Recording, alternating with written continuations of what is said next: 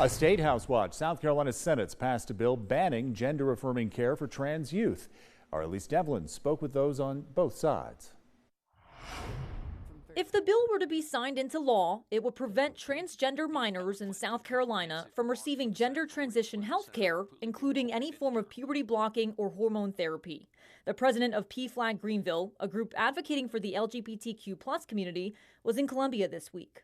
Every person who works there at the State House in the legislature had an opportunity to speak with the families that are affected by this bill, and so few of them took advantage of that opportunity. Senator Richard Cash supports the bill. He believes it will be a form of protection.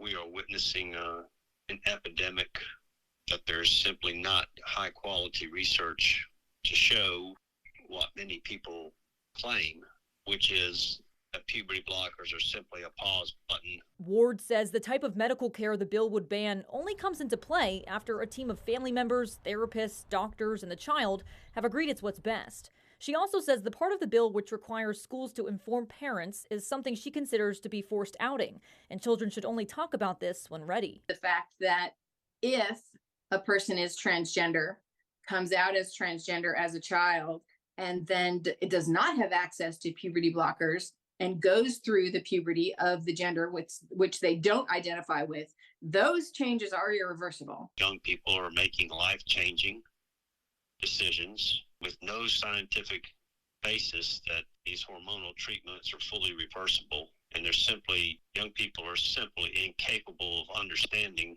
the long-term effects. Those arguing on both sides hope people consider their own definitions of protection, saying even if it doesn't impact you directly, you should care.